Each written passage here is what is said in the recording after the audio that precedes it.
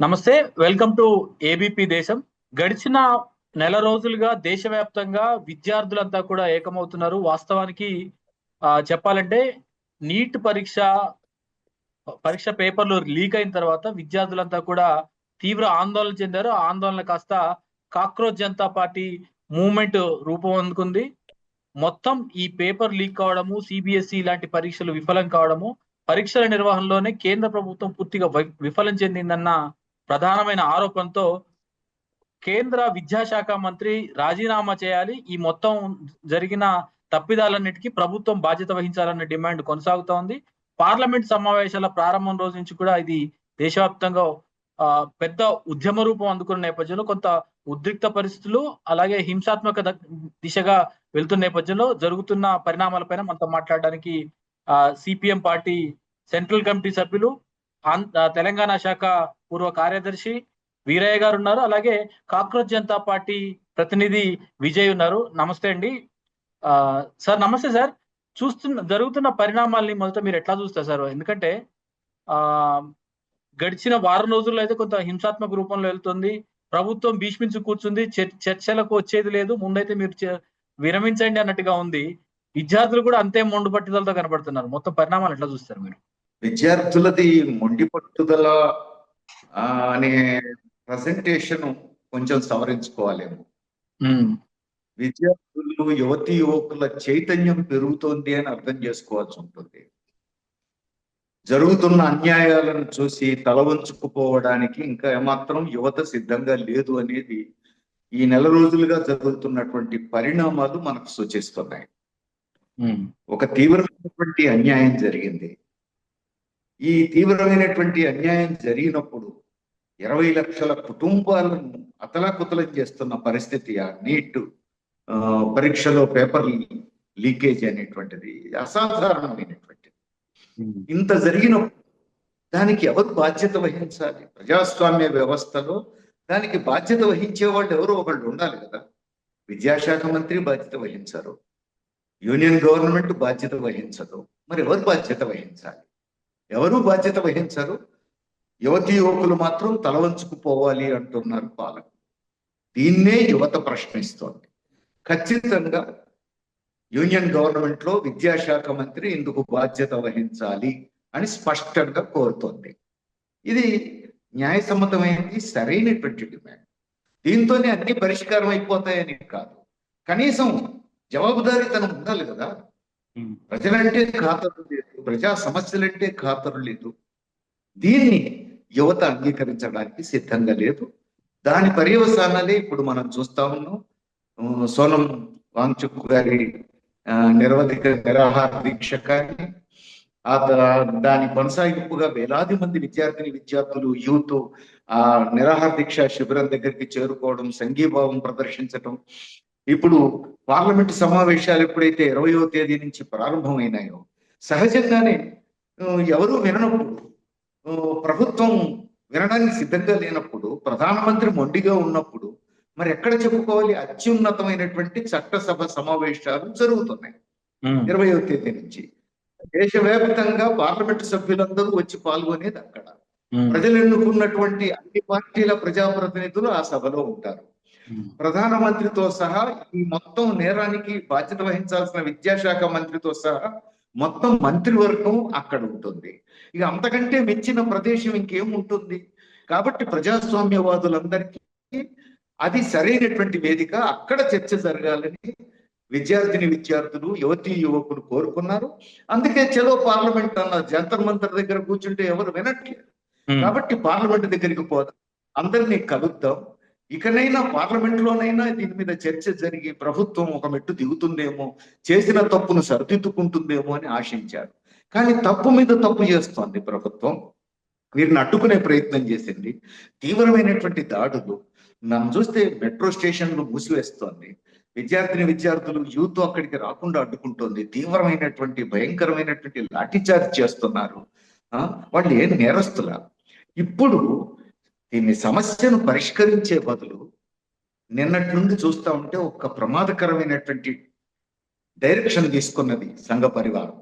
RSS, BJP ఇందులో ఆరితేరిన.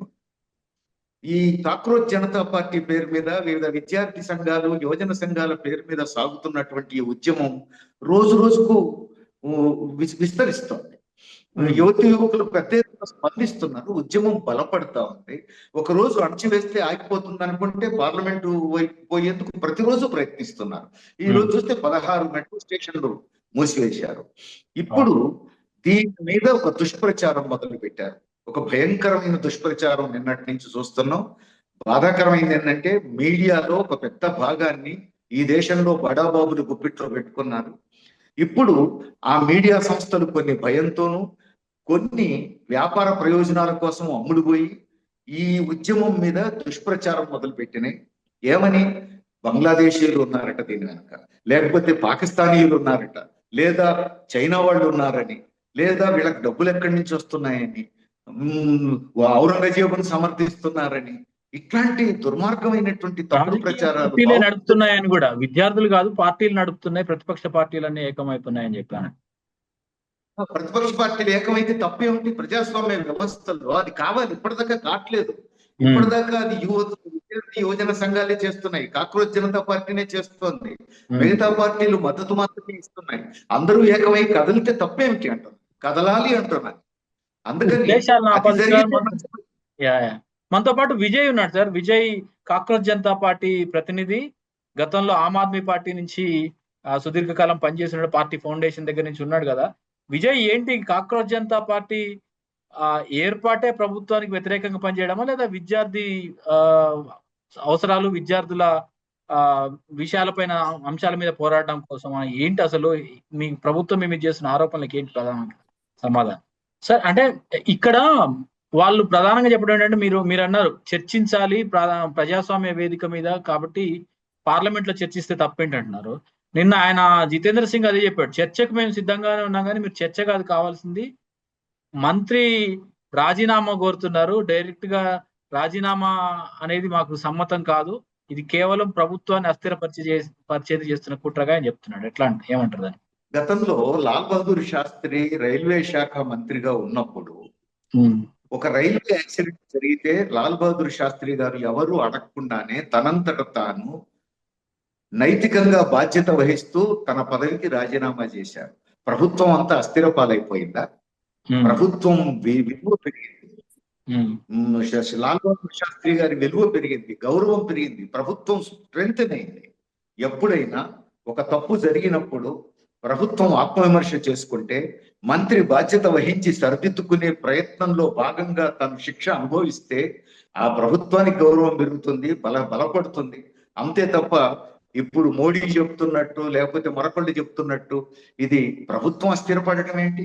ప్రజాస్వామ్య ప్రక్రియను పాటిస్తే ప్రభుత్వం అస్థిరపడుతుందా? మోడీ నియమించినటువంటి ఒక ప్రధానమంత్రిగా నరేంద్ర మోడీ నియమించిన ఒక మంత్రి తప్పు చేస్తే ఆ మంత్రి రాజీనామా చేస్తే ప్రభుత్వం తలకిందులైపోతుందా? అస్థిరత్వం పాలైపోతుందా? అంత గాలిలో ఉన్నదా మోడీ ప్రభుత్వం? అంత చేతగాని ప్రభుత్వంగా ఉన్నదా? 56 ఇంచుల ఛాతి ఉన్న ప్రధానమంత్రి అంటారు, విశ్వగురు అంటారు. ఒక్క విద్యాశాఖ మంత్రి రాజీనామా చేస్తే తలకిందులైపోతారా?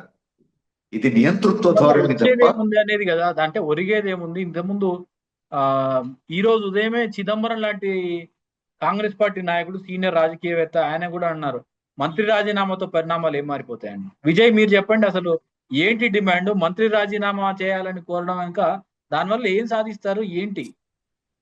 Simple concept. అందరికీ నమస్కారం. వీరయ్య గారికి సార్ మీకు కూడా నమస్తే. ముందుగా పొలిటికల్ అకౌంటబిలిటీ అనేది మోస్ట్ ఇంపార్టెంట్. రేపు పొద్దున మీరైనా అనుకోండి, మీరు ఒక కంపెనీలో వర్క్ చేస్తున్నారు లేదా మీరు ఒక కంపెనీ నడుపుతున్నారు, దాంట్లో ఎవరైనా ఎంప్లాయీ పని చేయకపోతే మీరు ఒక వార్నింగ్ ఇస్తారు, నువ్వు సరిదిద్దుకో, నువ్వు తప్పు చేస్తున్నావు అని. 2 సార్లు 3 సార్లు ఎన్నిసార్లు అని వార్నింగ్ ఇస్తారు? ఒక సెక్యూరిటీ గార్డ్ మీ ఇంటి బయట ఉంటే ఆయన పని చేయకుండా రాత్రిపూట మేల్కొని సెక్యూరిటీ పని చేయకుండా నిద్రపోతే మీరు ఆయన పెట్టుకుంటారా?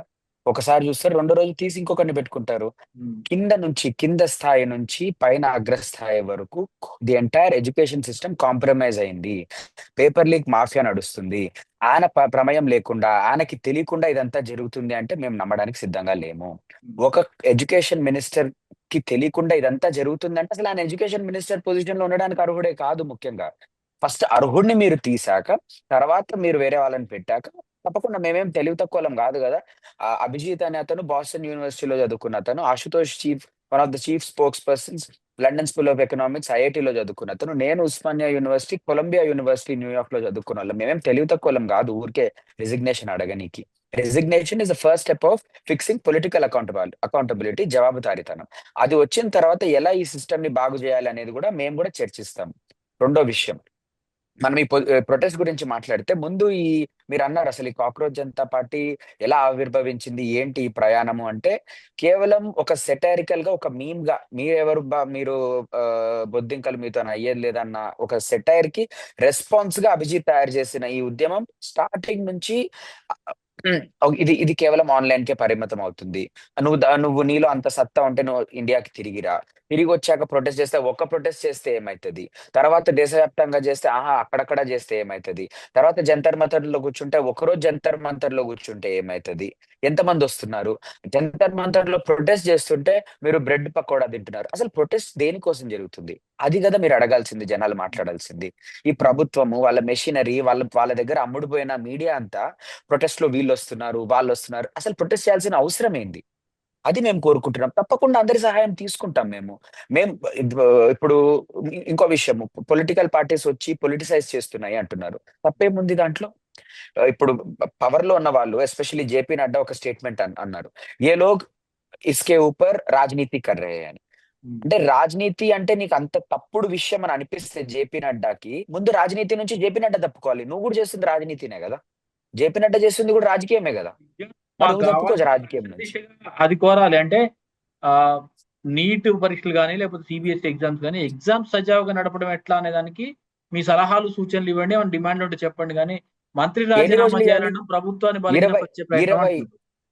21 మంది చనిపోయిన తర్వాత కూడా గాంధీయ మార్గంలో సోనం వాంగ్చుక్ అనే ఒక శాస్త్రవేత్త, ఒక విద్యావేత్త, ఒక సామాజిక కార్యకర్త 18 రోజులు కడుపు కాల్చుకొని కూర్చుంటే, ఆయన బోన్స్ వీక్ అయిపోయి ఆయన బాత్రూమ్ నడవాలన్నా నడవలేక పడిపోతుంటే, అతనితో వచ్చి నువ్వు చర్చించాలా? నువ్వు పోలీసులని మఫ్టీలో పంపించి అతన్ని అన్యాయంగా పడుకున్న బెడ్షీట్ లోనే ఒక శవాన్ని కట్టేసినట్టు కట్టేసి తీసుకెళ్లాలా? వాళ్ళు చేస్తున్న పద్ధతులకి, వాళ్ళు చేస్తున్న ఏదైతే నిరంకుశ పాలనకి తిరుగుబాటుగా వీళ్ళు వచ్చినారు. వీళ్ళు ఇన్ని రోజులు ఎందుకు రాలే మరి మేము పెట్టుంటే? ఎప్పుడైనా action will have an equal and opposite reaction. BJP వాళ్ళది, వీళ్ళ యాక్షన్ అలా ఉంది. మేము ఏ రోజన్నా రోడ్లపైకి తిరిగామా? మేము ఏ రోజన్నా వీళ్ళ నెల రోజులుగా మీ ఉద్యమం నడుస్తుంది, నెల రోజులుగా దీక్ష చేస్తా ఉన్నారు, అంతా నడుస్తుంది. పార్లమెంట్ సమావేశాలు ప్రారంభమైనప్పుడే డిస్రప్ట్ చేయడం కోసమే అదే లక్ష్యంగా మీరు కొనసాగిస్తున్నారు కానీ ప్రభుత్వం నుంచి సమాధానం తీసుకోవడం కాదు, చర్చలు అసలు మీ ఉద్దేశం కాదని చెప్తున్నారు. పార్లమెంట్ ఎవరిది? వాళ్ళదా? వాళ్ళు ఏమన్నా డొనేషన్ కట్టిపోయి కూర్చున్నారు అక్కడ?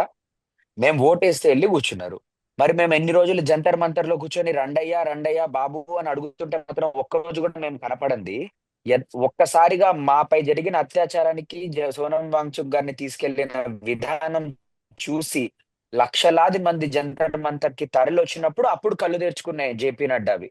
అప్పుడు పిలిచినాడు సంప్రదింపులకి. మరి అన్ని రోజులు ఏం చేస్తున్నారు?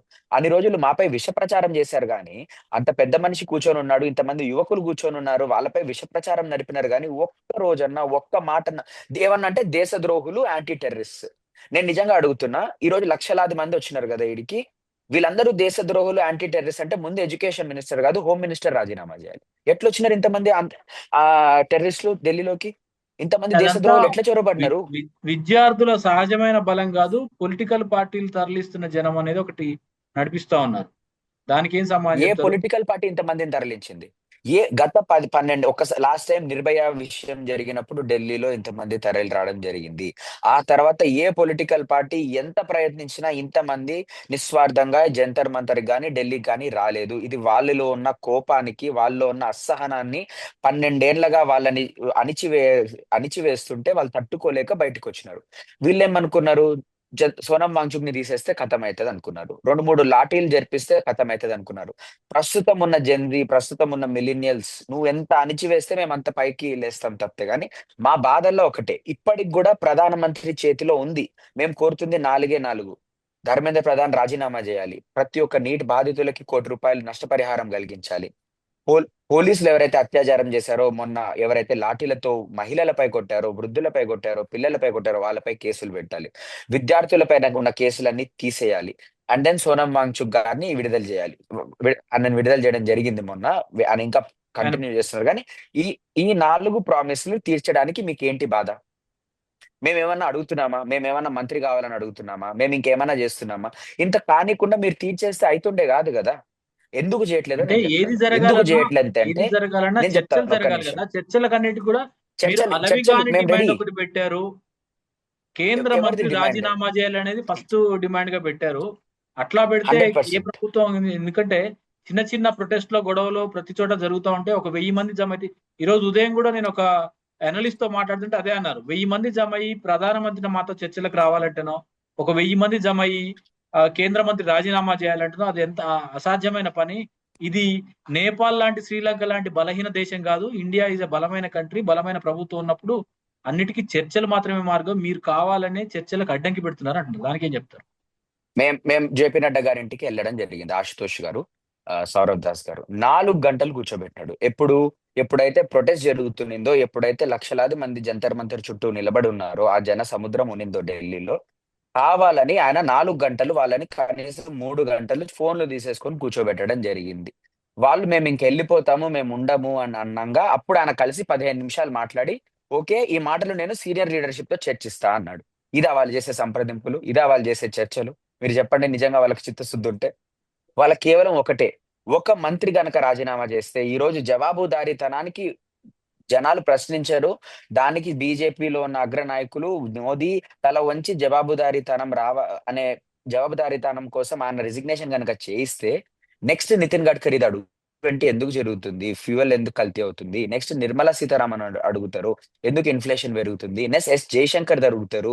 ఎందుకు ఇజ్రాయెల్‌తో అంత ఇష్యూ అవ్వడం వల్ల మనకు ఫ్యూయల్ క్రైసిస్ వచ్చింది? నెక్స్ట్ ఎన్వైర్న్మెంటల్ మినిస్టర్‌ది అడుగుతారు. ప్రతి ఒక్క చోట జవాబుదారీతనం చూపించాల్సొస్తుందనే ఒక్కొక్క భయంతో వాళ్ళు ఈరోజు ఇలా ఉన్నారు గానీ, ఎడ్యుకేషన్ మినిస్టర్ రాజీనామా చేయించడం is a very small thing.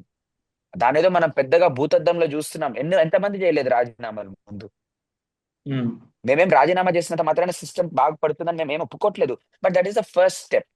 ఒకడు పైనున్నోడు తప్పుకుంటే కిందున్నోడి కన్నా భయమొస్తది. ఓకే. ఇంతమందున్నారు, ఇంత జేస్తున్నారు అని. బట్ వాళ్ళ భయం అది గాదు. వాళ్ళ భయం పోయి కుర్సీ నాదే అడుగుతారేమో అని నరేంద్ర మోడీకి భయం. హ్మ్. నా కుర్సీ ఎక్కడ పోతదా అని. లేకపోతే పోలీసులు, మీరు జెప్పండి, అసలు పోలీసులు ఉన్నది దేనికి? ద కాన్సెప్ట్ ఈస్ పోలీసులు ఉన్నదేందంటే ప్రజలు స్వతహాగా వాళ్ళ ఆయుధాలు గాని, వాళ్ళ ఏమి పెట్టుకోకుండా ఒక థర్డ్ పార్టీ అంటే పోలీసుననేది ఒకటి సృష్టించి సమాజంలో మమ్మల్ని మీరు రక్షించండి. మేము ఆయుధాలను పట్టుకోము అని వాళ్ళ చేతిలో ఒక బాధ్యతని ప్రజలు వాళ్ళ చేతిలో పెట్టినారు. దాన్నే పోలీసింగ్ అంటాము.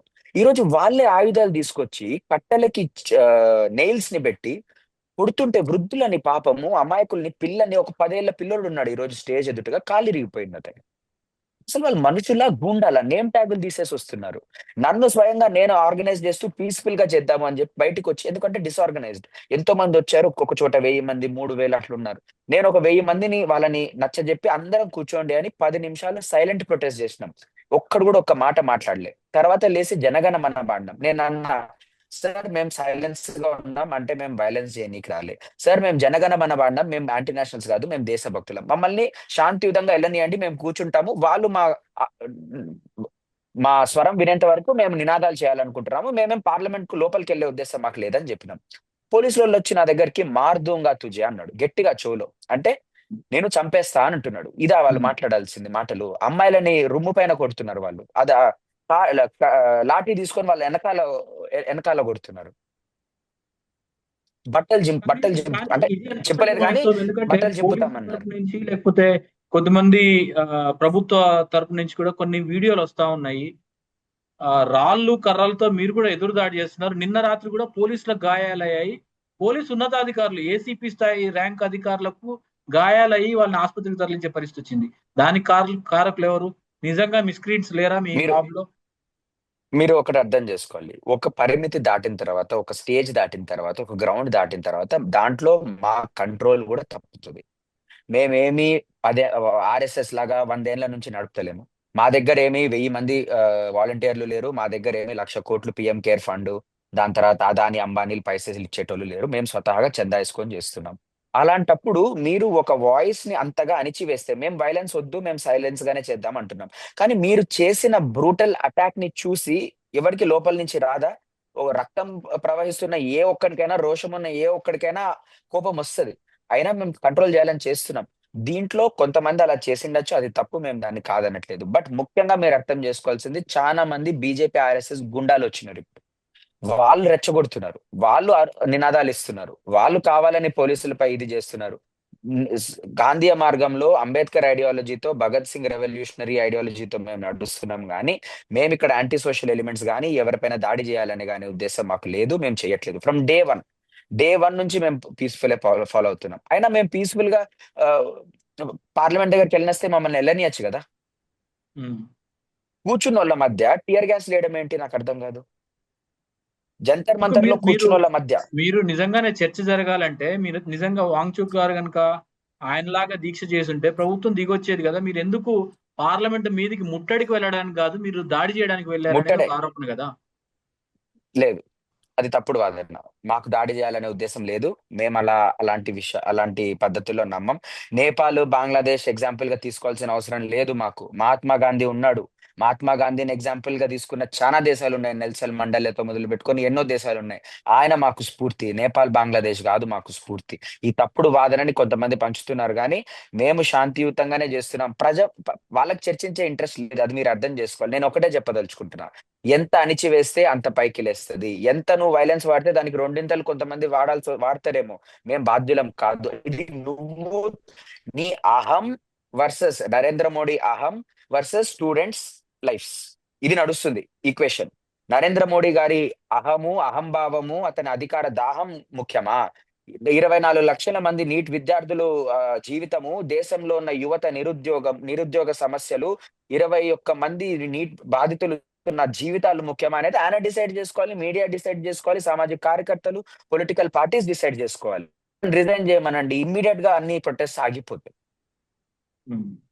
చివరిగా ఒకటి చెప్పండి, మీకు అందుతున్న ఈ ఆర్థిక సహకారం మీద కూడా ఒక తీవ్రమైన ఆరోపణ వస్తా ఉంది. మీకు గల్ఫ్ దేశాల నుంచి, ముఖ్యంగా ఒక కమ్యూనిటీ వర్గాల నుంచి బీజేపీ అనేది హిందూ అనుకూల ప్రభుత్వం కాబట్టి వ్యతిరేక వర్గాల నుంచి లేకపోతే మరో పక్షం నుంచి మీరు మద్దతు తీసుకున్నారు. వారి కనుసన్నల్లోనో పొలిటికల్ పార్టీల ఆశయ సాధన కోసమో విద్యార్థులు బలవుతున్నారు అన్న దానికి ఏం సమాధానం చెప్తారు? ముఖ్యంగా ఏం లేదండి, ఫైనాన్షియల్ సింపుల్. సపోర్ట్ సంబంధించి. నేను చెప్తాను. బేసిక్ గా బీజేపీ ఆపరేట్ చేసే మోడస్ ఆపరాండి, స్టాండింగ్ ఆపరేటింగ్ ప్రొసీజర్ ఏంటంటే, రాజకీయ నాయకులు, పార్టీలు వాళ్ళందరి దగ్గర ఆఫ్ కోర్స్ ఈడీ, సిబిఐని పంపించి వాళ్ళని బెదిరిస్తారు. ఈడ ఉన్నది ఎవరు? స్టూడెంట్స్. సగం మంది దగ్గర బ్యాంక్ అకౌంట్లే లేవు. వాళ్ళ దగ్గరికి ఎవరిని పంపిస్తారు? ఈడీని పంపిస్తారా, సిబిఐని పంపిస్తారా? వాళ్ళకి దిక్కు తోచట్లే. వీళ్ళని ఎట్లా ఆపాలి? ఈడీ, సిబిఐ వీళ్ళ దగ్గర పనిచేయదు. బ్యాంక్ అకౌంట్లే లేవు వీళ్ళతోని. మరి ఎందుకు నిరూపించలేకపోతున్నారు? ఒకవైపు లక్షలాది మంది వస్తే వాళ్ళ యాంటీ నేషనల్ టెర్రరిస్టులు అంటారు. అంటే నీ బార్డర్ సెక్యూరిటీ ఫోర్స్ ఫెయిల్, నీ ఇంటెలిజెన్స్ ఫెయిల్. వీళ్ళందరి దగ్గర నుంచి ఎక్కడి నుంచో ఫండింగ్ వస్తుందంటే నీ ఎన్ఫోర్స్మెంట్ డైరెక్టరేట్ ఫెయిల్, నీ foreign regulatory contributions authority fail. అన్ని నువ్వు ఫెయిలింగ్ చేసుకుంటున్నావు. ఏం నిరూపించలేకపోతున్నావు. కోర్టులకు వెళ్తే కోర్టులు ఏవి రుజువు చేయట్లే. ఫెయిల్ నువ్వే, అలిగేషన్స్ చేసేది నువ్వే, నిరుద్యోగుల సమస్యలు తీర్చంది నువ్వే, చర్చలకి రాంది నువ్వే, ప్రొటెస్ట్ కూర్చుంది లక్షలాది మంది. మాదా తప్పు? సోనం వాంగ్చుక్ గారిదా తప్పు? పొట్టగాల్చుకొని కూర్చుంది. అన్ని మేమే చేస్తున్నాం ఆ తప్పులం. వాళ్ళు మాత్రం వాషింగ్ పౌడర్ నిర్మా లెక్క క్లీన్ గా బట్టలు రోజు కడుక్కొని పోయి పార్లమెంట్ లో కూర్చుంటారు. అధికార దాహం తప్పితే ఏమీ లేదు వాళ్ళకి. దేశాన్ని దోచుకోవడం తప్పితే ఏమీ లేదు వాళ్ళకి. ఈ రోజు అనవసరంగా దేశంలో వీళ్ళు ఉద్రిక్తం చేస్తున్నారు. మీరు గుర్తుపెట్టుకోవాలి. దీనికి మేము కాదు కారణం, వాళ్ళే కారకులు. ఈ రోజు మహారాష్ట్ర ముంబైలో ఏం జరిగింది? మణిపూర్ లో, మిజోరాంలో, లక్నోలో రేపొద్దున బీఆర్ఎస్ వాళ్ళు కాల్ ఇచ్చిన, కేటీఆర్ గారు ధర్నా చౌక్ లో కూడా చేయబోతున్నారని నాకు హైదరాబాద్ లో కూడా తెలిసి జరుగుతుంది. సో హైదరాబాద్ లో కూడా జరగబోతుంది. కాంగ్రెస్ వాళ్ళు అందరినీ నేను నిజంగా చెప్తున్నా, మన తెలంగాణలో ఉన్న బీజేపీ వాళ్ళు చేయాలి ధర్నా చేయాలని ఉంటే. ఎందుకు? బీజేపీలో ఉన్న వాళ్ళు కూడా చాలా మంది విసుగు చెందిపోయి ఉన్నారు ఈ విషయంపై. అనవసరంగా పెద్దగా చేస్తున్నారు మీరు దీన్ని, అనవసరంగా పెద్దగా చేస్తున్నారు మీరు దీన్ని అని వాళ్ళు మొహం దాచుకోలేకపోతున్నారు. బీజేపీ వాళ్ళు కొంతమంది మాస్క్లు వేసుకొని వస్తున్నారు. నేను బీజేపీ కార్యకర్తని, మా నాన్న మా అమ్మ బీజేపీ ఎమ్మెల్యే, ఎట్లా కొట్టారు మిమ్మల్ని ఇట్లా అని. మనుషులు అంటే వాళ్ళు క్రూర మృగాలు. I'm sorry to say but Narendra Modi is not a human. ఆయన మనిషి కాదు, ఆయన ఒక క్రూర మృగం. ఫైనల్ ఇలాంటి గా దాడి ఎప్పుడు జరగలేదు, పిల్లలపై ఎప్పుడు జరగలేదు. ఫైనల్ గా చెప్పండి బ్రదర్, మరి ఎక్కడి దాకా వెళ్ళబోతోంది? ఎందుకంటే ప్రభుత్వం చెప్తోంది చర్చలకు సిద్ధము, పార్లమెంట్ లో చర్చిస్తాము, మీతో చర్చించి ఇప్పటికే నీట్ రీ ఎగ్జామ్ పెట్టారు, మరోసారి ఇట్లాంటి తప్పులు జరగకుండా చూస్తామన్నారు. ప్రధానమంత్రి స్పష్టంగా చెప్తున్నారు, ఫాస్ట్ ట్రాక్ కోర్టులు పెట్టి ఎవరైతే ఇట్లాంటి తప్పిదాలకు లేకపోతే కుంభకోణాలకు పాల్పడతారో వారి మీద శిక్ష పడేదాకా చూస్తామని చెప్పి ఈ రోజు ఆయన స్వయంగా చెప్పారు సోషల్ మీడియా వేదికగా. మరి ఎందుకు మీరు దాన్ని సో పునరాలోచించట్లేదు? నేను చెప్తాను దానికి ఆన్సర్. మొట్టమొదటిగా ఆ గొప్ప వ్యక్తికి నమస్కారం పెట్టాలి, కనీసం ఇప్పటికన్నా నోరు విప్పాడు. కానీ నోరు విప్పి కొంచెం మంచి మాటలు ఏమన్నా చెప్తాడు అనుకుంటే మళ్ళీ అనవసరమైన విషయమే మాట్లాడాడు. కోర్టు అనేది ఎప్పుడు వస్తుంది? ఒక తప్పు జరిగిన తర్వాత దానిపైన విచారణ జరపడానికో తీర్పు చెప్పడానికో వస్తుంది. కానీ తప్పు ఎందుకు జరిగింది? తప్పు ఎక్కడ జరుగుతుంది? లీక్ జరిగితే టేప్ పెట్టడం కాదు, అసలు లీక్ ఎందుకు జరుగుతుందో ఆపాలి కదా.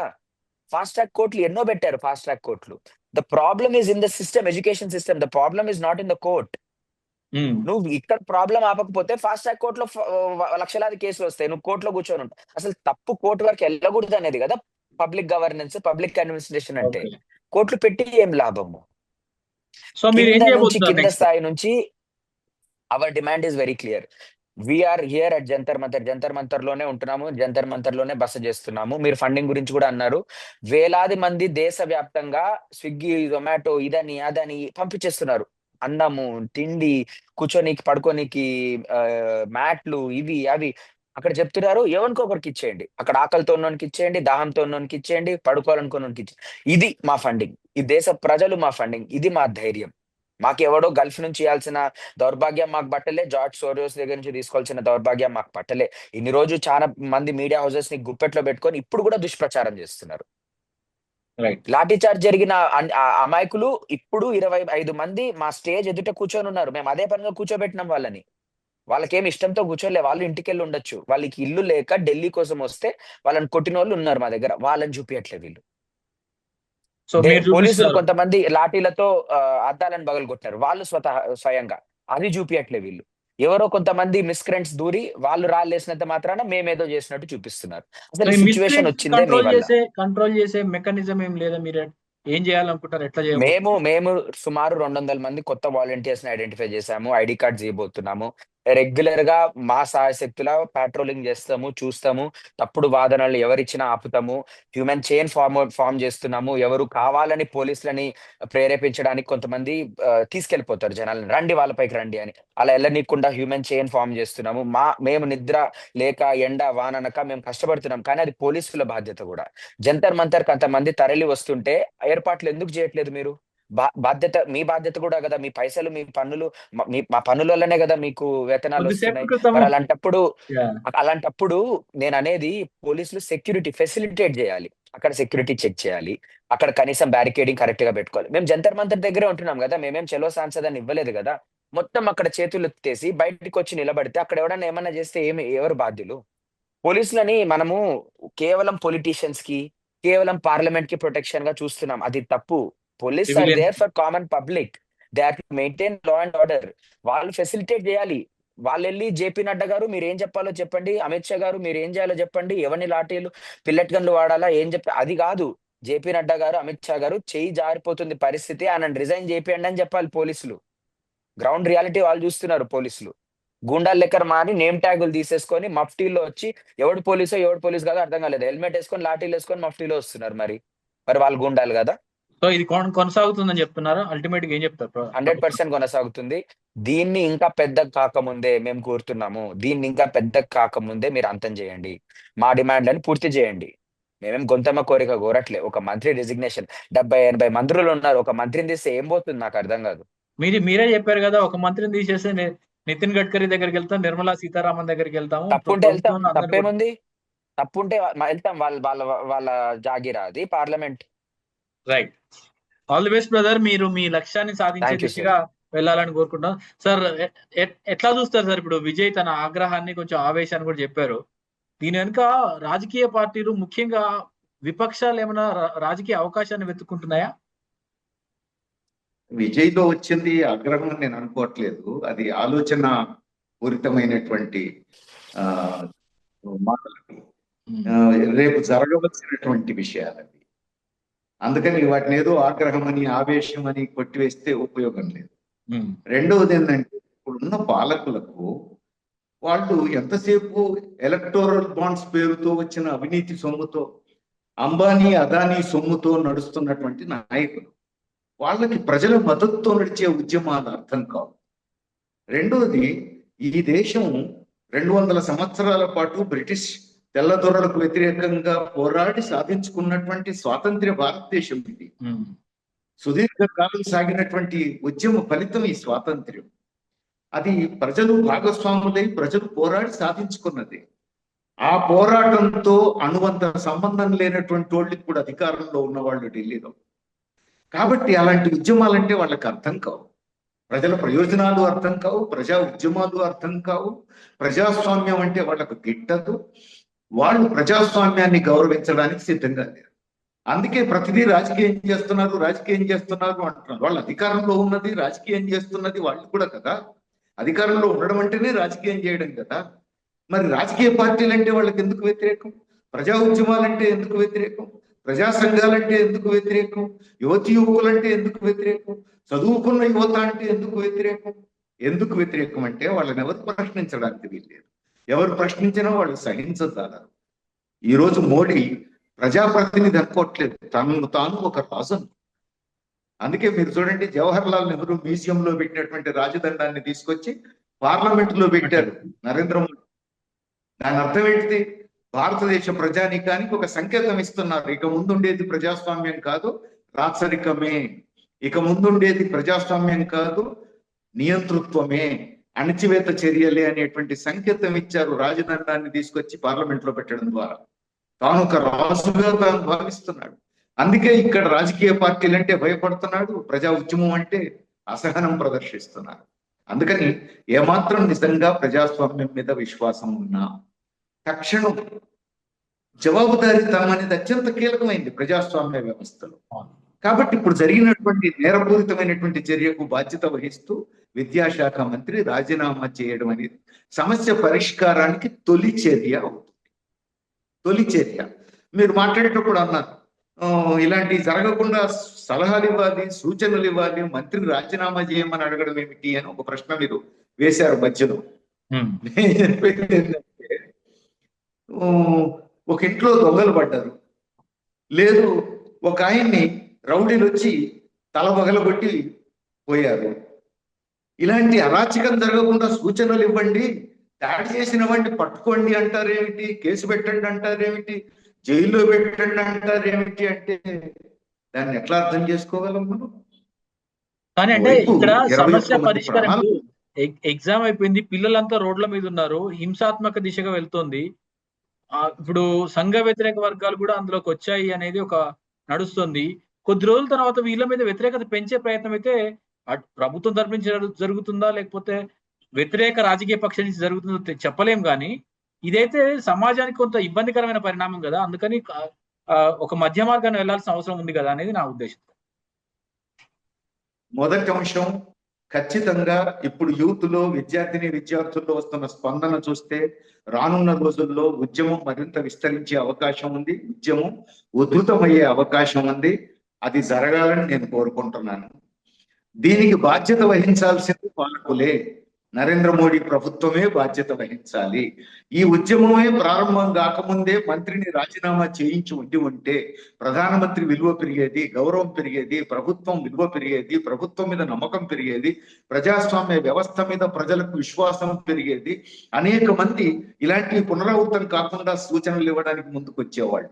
అట్లా కాకుండా నిరంకుశంగా కనీసం ప్రజాభిప్రాయాన్ని పెడిచి వినబెట్టి తోలుమందం ఉన్నట్టుగా వ్యవహరిస్తున్నది ప్రభుత్వం.